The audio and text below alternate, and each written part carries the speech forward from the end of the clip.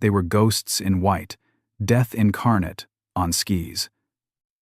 By the time German soldiers realized they were being hunted, it was already too late. A thin crack in the branches, a glint of light on a rifle scope, then silence. Between 1941 and 1945, over 2,000 Soviet women became trained snipers, and their confirmed kills numbered in the tens of thousands. The most feared among them could dismantle entire squads with a single magazine. For the Wehrmacht, these women represented more than a tactical nightmare. They embodied psychological warfare. And yet, when the war ended, many of them disappeared from records, quietly removed from parades and textbooks alike. This is the story of how they haunted the Eastern Front, changed the face of modern combat, then vanished almost completely from history. The crisis that birthed these elite killers began in the darkest winter of 1941. As Hitler's Operation Barbarossa tore through Soviet territory with a brutality unmatched in modern memory, the Red Army was hemorrhaging men faster than they could be replaced. Cities like Leningrad and Stalingrad were under siege, and Moscow stood on the verge of collapse. In desperation, Stalin authorized total mobilization, including the recruitment of women into frontline roles. But this wasn't a gesture of gender equality. The Soviet command recognized a brutal truth. Many of these women had grown up hunting in the Siberian wilderness, already comfortable with bolt-action rifles and white camouflage. Now, they would use that experience to become the deadliest counter to the German advance. The silent, precise, and unrelenting female sniper. Among the earliest recruits was Lyudmila Pavlichenko, a university student turned national symbol who would rack up 309 confirmed kills, including 36 enemy snipers.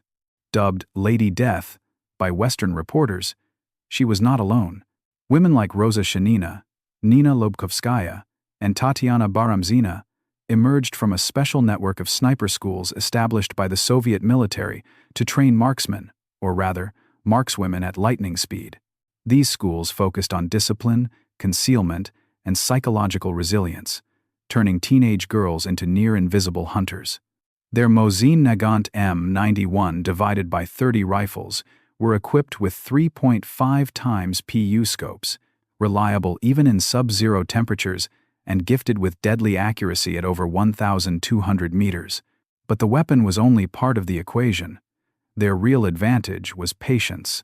A male soldier might panic after hours of motionless waiting, but these women endured days, sometimes weeks, buried in snow, unmoving, waiting for the perfect moment to pull the trigger and shift the tide of battle with a single shot. Despite their deadly effectiveness, these women were fighting not just the enemy, but also the cultural battlefield back home. Soviet propaganda displayed them in carefully orchestrated posters and newsreels, smiling in pressed uniforms, rifles slung neatly over their shoulders. But on the front lines, their lives were anything but glamorous. Enduring frostbite, malnutrition, and sleep deprivation, they piled up kill counts in frozen trenches, where death was often silent and swift. Commanding officers, many of whom were skeptical of women in combat roles, began to change their tone. After witnessing a single sniper single-handedly eliminate a German machine gun crew or hold down a key crossing for hours, even the most hardened veterans grew to respect their eerie efficiency. The fear they inspired in German ranks was disproportionate to their numbers. Wehrmacht reports from the Eastern Front include frantic references to the White She-Devils and note an increasing number of troops refusing orders to patrol in the woods alone. Yet, for all their battlefield heroism, few of these snipers received lasting recognition. After the war, the Soviet Union pivoted rapidly from glorifying its female fighters to burying their stories beneath layers of bureaucracy and silence. Most were discharged quietly. Some, like Pavlichenko, were paraded briefly on victory tours abroad, only to be replaced in the public memory by male generals and tanks. Others returned home to find no civilian roles waiting for them, their skills considered too grim, too incompatible with post-war femininity. Some even faced suspicion from their peers, accused of being too hardened, too blood-soaked to reintegrate. Archives were sealed, records vanished, and photographs scrubbed. These women had once stood at the crossroads of death and destiny, shaping the war's harshest battles with each squeeze of a trigger. But in peacetime, they became ghosts once more, not targets, but casualties of cultural erasure. So why were these women so effective?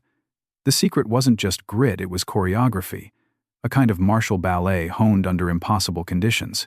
Soviet sniper schools, particularly the famed Central Women's Sniper Training School near Moscow, emphasized not only shooting fundamentals but environmental mastery. Trainees learned to mimic the forest, their breath syncing with wind gusts and their camouflage evolving into living art. They practiced crawling miles without breaking a single twig, memorizing German patterns of behavior, and using terrain to pre-aim shots hours before a target ever arrived.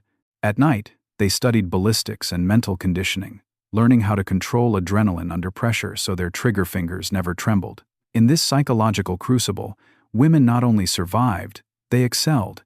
Instructors soon admitted that female snipers often outperformed men in key areas. They took fewer shots to confirm a kill, maintained discipline under duress, and demonstrated a terrifying consistency. In war, that kind of precision wasn't just useful, it was revolutionary. Their impact, however, went far beyond the battlefield. The psychological warfare these women waged destabilized German field strategies and sowed persistent paranoia in Nazi ranks.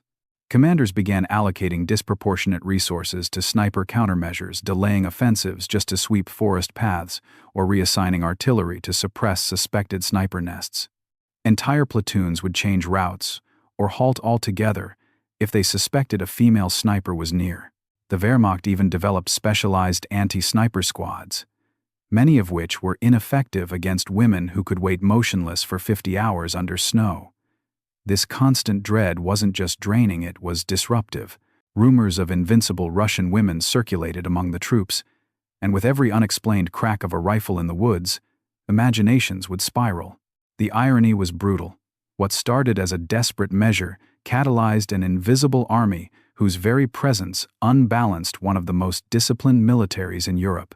The women themselves became mythologized in whispers, weaponized not just through bullets but through fear. And in that fear, the Soviet command found a weapon more powerful than any artillery barrage. Yet, perhaps the most unsettling chapter is how these women disappeared.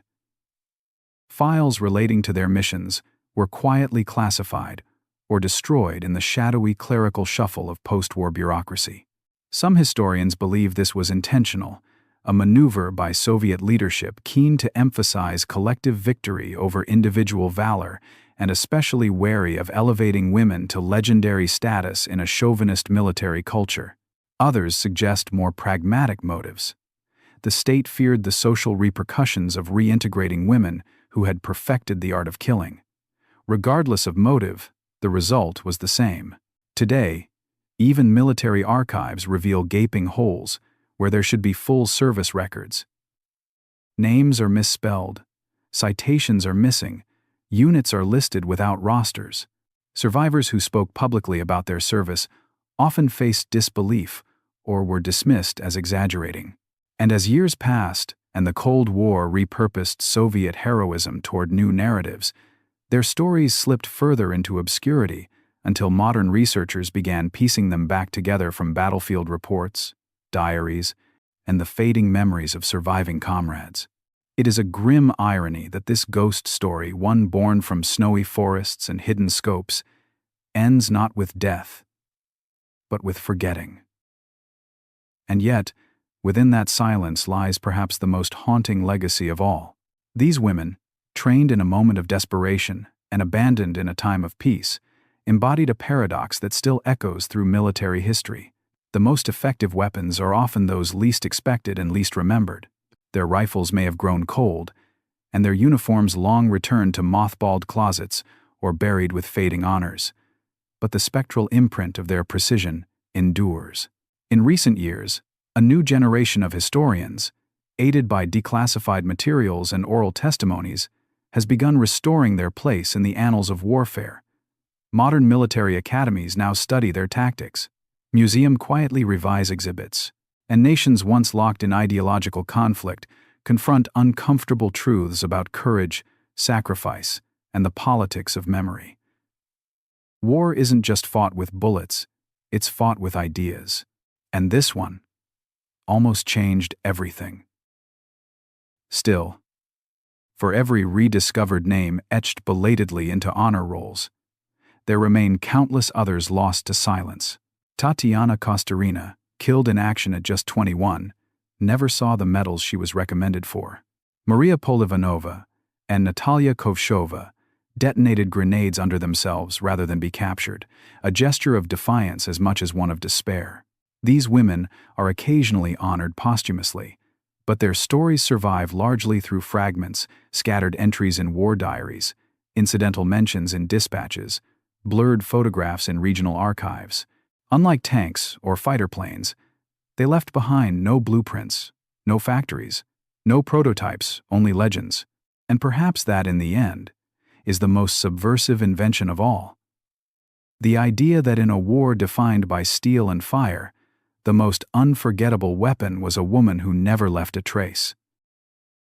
By the early 1950s, when the Soviet Union reshaped its military identity for the nuclear age, the female snipers of World War II became ideological inconveniences. The Red Army leaned into the image of missiles and male heroism, rewriting victory as a tale of tanks and generals, not of teenage girls with frostbitten fingers and 3.5 times scopes. Meanwhile, Western narratives followed suit, absorbed in Cold War propaganda that distorted or ignored Soviet contributions altogether. Thus, a remarkable wartime phenomenon was buried beneath geopolitics and gender bias. But their legacy did not die. In recent conflict zones, from the mountains of Iraq to the hills of Ukraine, snipers have emerged again as strategic game changers. And once more, women have taken up the rifle. Some cite their Soviet forebears directly, drawing strength from stories once thought lost. With every newly unearthed photograph or memoir, we are reminded that some weapons were never designed to be mass-produced. They were handcrafted from grit, survival, and silence. War isn't just fought with bullets, it's fought with ideas. And this one almost changed everything. Perhaps the most profound lesson these snipers left behind lies in their inversion of military expectations. In a war lauded for its mechanized ferocity, they proved the enduring lethality of flesh, bone, and willpower.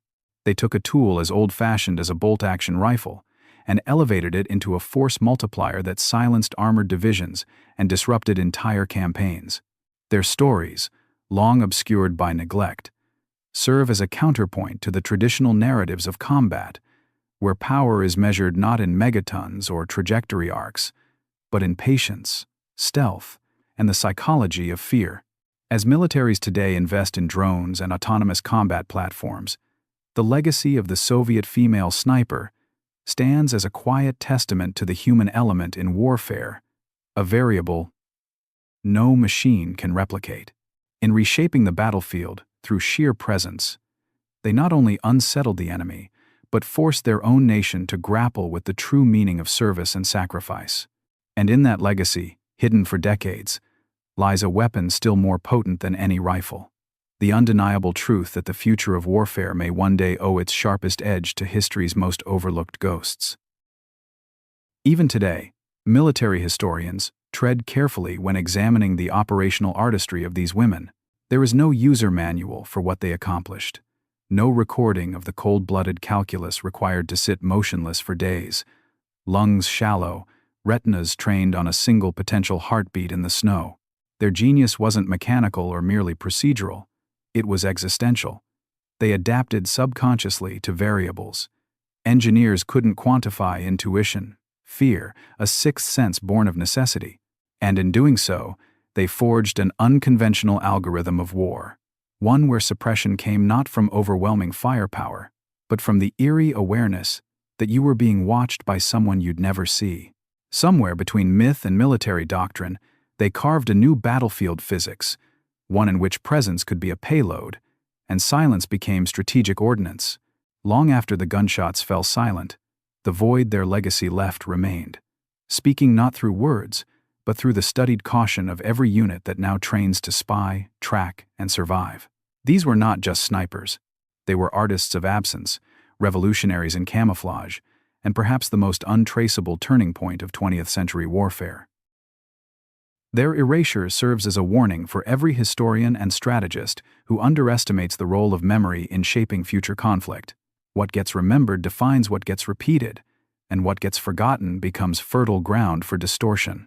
The Soviet female snipers of World War II didn't just rewrite the rules of engagement, they challenged systemic blind spots in the military imagination. Their story is a monument to the unnamed and uncelebrated, to the asymmetric edge that human resolve can deliver, even in a landscape dominated by machinery. As digital warfare evolves and artificial intelligence begins to chart kill zones, it is tempting to relegate precision to code, to view combat as a science rather than an art. But somewhere in those forgotten woods outside Stalingrad, or the frost-laced outskirts of Kaluga, a different kind of logic whispered through the scope of a rifle held steady by frozen hands. A logic driven not by superiority of arms, but by clarity of purpose and unflinching will. And in that whisper, barely audible across decades of silence, lies a challenge not only to military orthodoxy but to history itself. To remember the ghosts, because sometimes they were the sharpest minds and fiercest warriors the world never truly saw. So where do we go from here? History does not simply catalog the past, it configures the conscience of those preparing for the futures they do not yet understand. The legacy of the Soviet female snipers is not confined to museums and footnotes, it bleeds into the very strategies that define asymmetric conflict today. Their method, calculated, quiet, and psychologically disarming, foreshadowed the tactics of modern special forces and insurgency cells alike. In a world increasingly enamored with high-speed, high-tech warfare, these women remind us that sometimes the most effective change agents operate not in plain sight, but at the anxious intersection of invisibility and impact. They weaponized silence, mastered time, and rendered the battlefield a place of personal reckoning.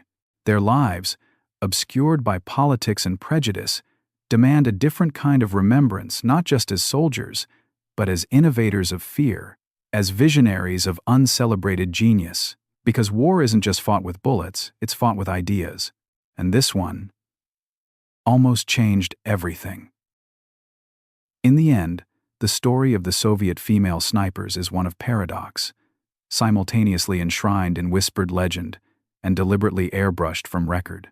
Their rifles no longer echo through the wintry pines of Eastern Europe, but their impact resonates in every recon doctrine, every sniper manual, every whisper in military briefings where unpredictability is a tactical asset. They taught us that a single individual, crawling inch by inch beneath the snow line, could fracture entire systems of power. As modern warfare increasingly seeks supremacy through scale and bandwidth, the legacy of these women stands as a quiet, haunting rebuke, a call to never forget that some of the greatest instruments of warfare were never issued in factories or stamped with serial numbers. They were born in crisis, trained in silence, and wielded with cold resolve. What they lacked in longevity, they made up for in indelible influence. And as we scan the historical battlefield for lessons on strategy, courage, and innovation, we must remember to search the quiet spaces too, because in those forgotten margins lies the genesis of ideas powerful enough to outlast the roar of any gun. War isn't just fought with bullets, it's fought with ideas. And this one almost changed everything. And so we close the dossier, not with answers, but with echoes.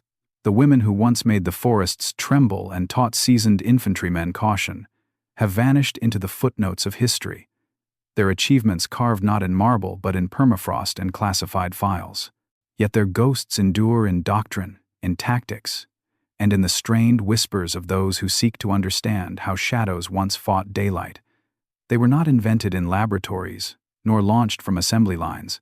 They were born of necessity, refined by hardship, and etched forever into the psyche of war.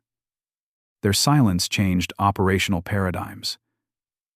Their patience redefined lethality. And their erasure, inadvertent or engineered, serves as a testament to how easily genius can be buried beneath dogma. To tell their story is not merely to recount a forgotten chapter, it is to revive the blueprint for a kind of warfare the world still struggles to comprehend. War isn't just fought with bullets, it's fought with ideas. And this one almost changed everything. Perhaps the final riddle in this saga is not one of logistics or formal tribute, but of memory's mechanics itself. Why do certain war heroes become statues, while others vanish into silenced files? The female Soviet snipers operated with a precision unmatched by most, yet their stories are upheld today more by grassroots investigators, archivists, and descendants than by any government mandate. Across Russia's far-flung memorial parks and fading village museums, small plaques and weathered portraits still testify to their existence. And yet, mainstream curriculums remain largely mute. The historian's challenge, then, is not merely to excavate facts, but to confront the systems that decide whose valor deserves eternity. These women mastered the terrain and rewrote battlefield logic, only to be outmaneuvered by history's erasers. In reclaiming their place, we do more than honor the forgotten, we recalibrate our understanding of what innovation in war truly means. Because war isn't just fought with bullets, it's fought with ideas. And this one almost changed everything. And maybe that is the ultimate invention left behind by the Soviet female snipers, a blueprint for a new kind of warfighter. One forged not in weapons factories but in fields and forests, not driven by hardware, but by headspace.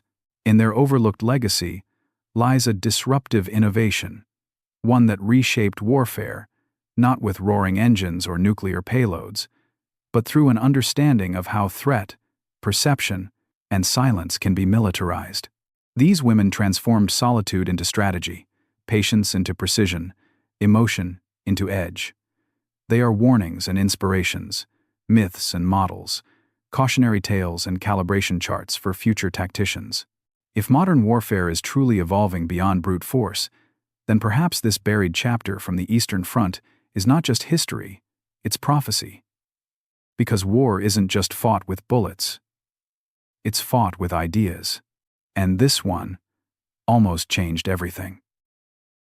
As we stand in a century shaped increasingly by cyber warfare, autonomous drones, and predictive algorithms, the legacy of the Soviet female snipers remains a human calibration point, a silent benchmark to measure what war can still require of the flesh. While technology continues to escalate power, it cannot digitize determination, nor replicate the ferocity of focused conviction poised behind a scope. Their legacy persists in the overlooked corners of military training doctrines and in the quiet revelations of global security briefings that still cite asymmetric advantages rooted in the invisible. These women did not shape history through grand declarations or decisive invasions. They did so by enduring, by remaining unseen until the exact moment visibility mattered most. And in doing so, they reframed warfare itself. Theirs is a legacy of stillness amidst chaos, of clarity within uncertainty, of purpose beyond flag or ideology. In the annals of history's most unexpected disruptors, their presence endures as an immutable truth that even in a world of steel and circuitry, it may still be a breath held in cold air that decides the course of nations. Because war isn't just fought with bullets, it's fought with ideas, and this one almost changed everything. If we seek to measure true innovation in warfare, then we must look beyond the blueprints and into the unmarked trails these women carved through the frozen forests of history. These Soviet female snipers embodied a form of strategic genius that transcended technology, one rooted in endurance, environment, and emotional discipline. They showed that a silhouette in snow could rival the impact of an armored battalion, that silence could wield the shock of an explosion. As conflicts evolve, and military doctrines pivot to satellites and simulations, the legacy of these ghost markswomen stands as a counterbalance, a reminder that the calculus of victory is not always written in code or ordnance, but sometimes in the patient breath of a soldier unseen. To study them is to glimpse a future of warfare still shaped by the unexpected, by the uncelebrated, by those who never asked to be remembered, but changed everything by refusing to be ordinary. War isn't just fought with bullets, it's fought with ideas, and this one almost changed everything. So as we close the file on this spectral battalion, one truth rises above the layers of snow, silence, and suppression. They changed the nature of fear. Their rifles may lie in museum vaults or beneath long-forgotten battlefields, but fear, once weaponized through precise invisibility, continues to inform every military equation that values unpredictability, discipline, and mental over matter. The Soviet female snipers were more than anomalies in history. They were disruptors of orthodoxy. Not content to merely serve, they rewrote what service could mean. Their battlefield was not just physical, it was ideological, psychological, and generational. Their story remains unfinished due to the very tools of neglect once used to erase them. But each rediscovered name, reclaimed tactic, or retold mission draws us closer to the truth they authored across frostbitten pages, that sometimes the most dangerous combatant isn't the loudest or most visible. It is the one history tried to forget. And in remembering them, we do not merely restore valor, we redraw the map of what warfare has been, and what it may still become. War isn't just fought with bullets, it's fought with ideas, and this one almost changed everything. Perhaps then, their most enduring legacy is not merely in tactics or terror, but in transformation. They forced a reckoning with the very architecture of war, a reframing of who could be a combatant, what form lethality could take, and how silence could be louder than artillery. No memorial can fully encompass what they achieved, because their battlefields stretched beyond time and space into the very structure of strategic imagination. As we prepare for conflicts shaped by invisible networks and automated systems, the female snipers who once stalked the birch forests of the Eastern Front serve as both a roadmap and a reminder. Ingenuity often arrives unannounced, clothed not in acclaim but in camouflage. They were not just anomalies of survival, they were visions of possibility. War isn't just fought with bullets, it's fought with ideas. And this one almost changed everything. And so, through the frost-bitten echoes of the Eastern Front, these women remain more than a chapter in wartime history. They are a litmus test for how we define heroism, innovation, and memory. Their absence from parades and textbooks is not merely an omission, but a cautionary silence that lingers in every doctrine built without acknowledgement of their contribution. In remembering them, we challenge more than historical amnesia. We confront our own biases about who gets to be immortalized in the story of war. From the shadows, they recalibrated the limits of endurance, changed the very cadence of conflict, and quietly claimed a place among warfare's most profound innovators. In the end, their rifles were not their only weapon. Their legacy, the invention of calculated, psychological terror through invisibility and patience, is what endures. A sniper's trigger is silent, but its consequence reverberates through time. And with every retelling, every record reclaimed, their whispers grow louder. War isn't just fought with bullets, it's fought with ideas. And this one almost changed everything. So we leave this battlefield of memory not in silence, but in defiance of it. These women who once crouched behind fir trees and waited through frost for a single breath of movement have outlasted the regimes that tried to forget them. Their bullets may have ceased, their camouflage decayed, but the architecture of their resistance remains an invisible scaffolding beneath modern combat strategy. With every historian who dares to reclaim their stories, with every tactician who borrows from their patient prowess, they win again, not in scorecards or confirmed kills, but in presence resurrected through remembrance. Their innovation was never about weaponry alone. It was a doctrine built in stillness, a symphony of calculated inertia that taught nations what fear could mean when sharpened by precision. They were not mere soldiers, they were disruptors of war's mythology. And as long as strategy values edge, as long as nations ask what shapes victory, their ghostly silhouettes will haunt every blueprint, reminding us, war isn't just fought with bullets, it's fought with ideas. And this one almost changed everything. Let their final footprint be this: proof that power can reside in the unseen. In an era when armies celebrated might through marches and mechanization, the Soviet female snipers illuminated a different path where willpower, restraint, and calculation could break the backbone of an entire war machine.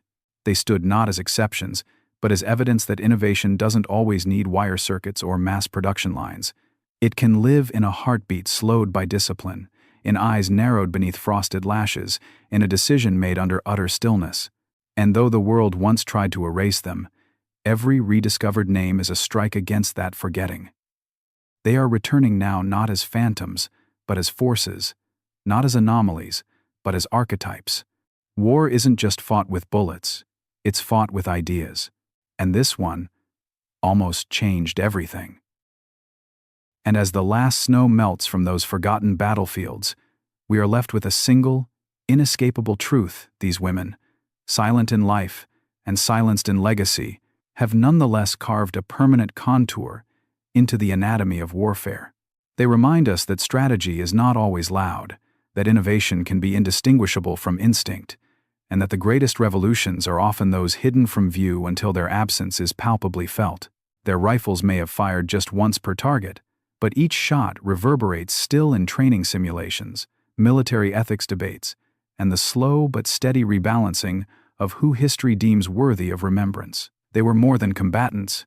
They were tacticians of invisibility, architects of fear, and custodians of a truth too powerful to fade, that within the quiet breath before a trigger pull lies the potential not just to end a life, but to rewrite the doctrine of nations. War isn't just fought with bullets, it's fought with ideas, and this one almost changed everything. And now, as we lower the curtain on this forgotten regiment, we must ask ourselves what it means to truly change the course of war.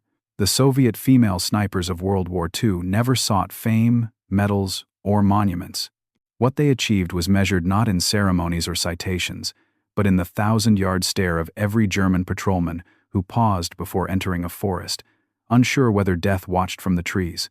Their legacy survives in hybrids of doctrine and myth, precision and patience. It is felt in the DNA of modern reconnaissance units, in the whispered caution taught in sniper schools, in the rules of engagement that quietly bear their signature.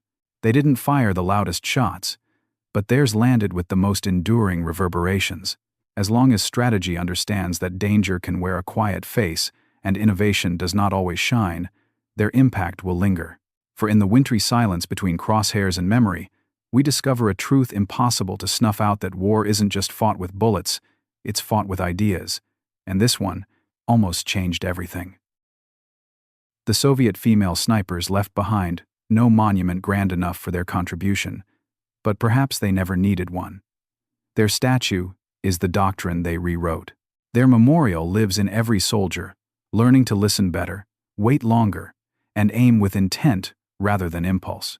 For decades, their names lay buried under regimes and red tape, but now they are beginning to re-emerge not as fragments of old wars, but as templates for future warriors. They remind us that true strength is not always measured in noise or numbers, and that the most daring weapons are often drawn not from arsenals, but from resolve. In the frost-laced silence they mastered, in the patience they elevated into strategy, lies a lesson more relevant than ever. Precision can still outmatch power, and silence can still echo louder than shock and awe. War isn't just fought with bullets, it's fought with ideas, and this one almost changed everything. So let the record finally reflect, not just in shadowed footnotes, but in the bold print of military history, that these women stood at the intersection of innovation and invisibility, pioneers in a world that wasn't ready to see them. Their rifles have long fallen silent, but their methods live on in doctrine, their discipline archived in the muscle memory of every modern sniper who dares to wait for the perfect shot. They dismantled more than enemy formations. They fractured the myth of who could shape the battlefield, and how.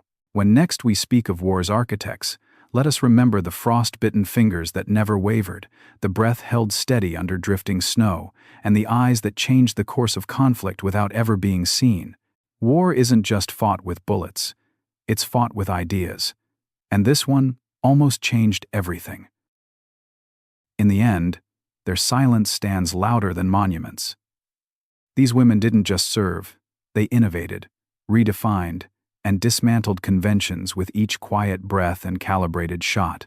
Their methods endure not because they were loud or visible, but because they were effective beyond measure.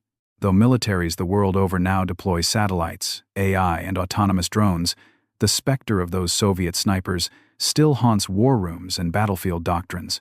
They proved that psychological disruption, when paired with precision and restraint, could be as catastrophic to an enemy as artillery fire, and in doing so, they achieved what few ever do.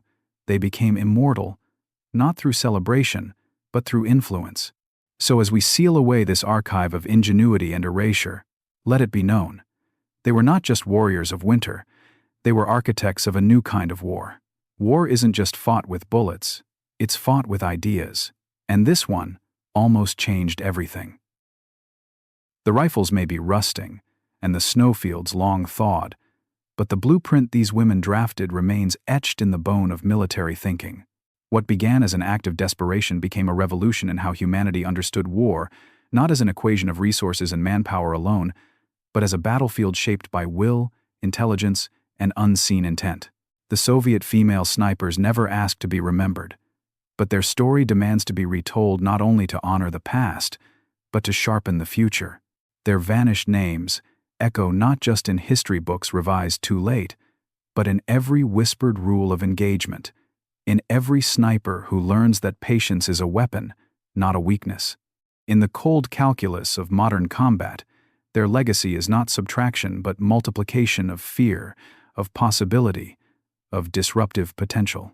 And as long as war searches for its next edge, these ghosts of precision will always be near, reminding us silently through doctrine and dread alike. War isn't just fought with bullets, it's fought with ideas, and this one almost changed everything. Let this be our final shot, a tribute not in marble or ceremony, but in memory sharpened to a fine point. The Soviet female snipers showed us that sometimes the most profound transformation in warfare does not roar onto the battlefield, but creeps into its margins, patient and unseen. They taught generations that silence can be a siege, and that precision is its own kind of rebellion. As their stories return to the light, stitched together by historians, archivists, and descendants determined to defy erasure, they bring with them more than just courage, they bring recalibration. We do not remember them because war was kind, or because history was just. We remember them because the frost has melted, and something enduring has emerged beneath it. An idea too sharp to ever fully disappear. War isn't just fought with bullets, it's fought with ideas, and this one almost changed everything. So with scope lowered and curtain drawn, we are left not with silence but resonance. The female Soviet snipers of the Second World War did more than serve a desperate moment in history. They reprogrammed the circuitry of warfare. As their stealth-shaped chaos and their precision-shaped paranoia, their very existence demonstrated that a weapon's true power often lies not in its muzzle velocity, but in the mind that wields it. Their fate, as both legends and lost figures, tells us that even the most ingenious warriors can vanish if vigilance fails. So we enshrine them not in myth, but in method. In every doctrine, every field manual whispering tactics for unseen threats, their influence flickers on. Because war isn't just fought with bullets, it's fought with ideas, and this one almost changed everything. Perhaps that is how their story must remain, not enshrined, but alive, breathing beneath the ice of forgotten accounts and resurging through each act of remembrance. The Soviet female snipers were not anomalies, but early blueprints of a warfighter forged in resilience rather than recognition. In a world still obsessed with spectacle, they proved that power often arrives without announcement, cloaked not in banners but in breath control and quiet defiance. They were not ghosts because they vanished. They were ghosts because they chose silence as their weapon, and history, in its blindness, mistook that for absence. But silence, once mastered, becomes unignorable. And so from the edge of obscurity, their influence persists in tactics, in training, and in every doctrine that knows to fear what cannot be seen. War isn't just fought with bullets, it's fought with ideas, and this one almost changed everything.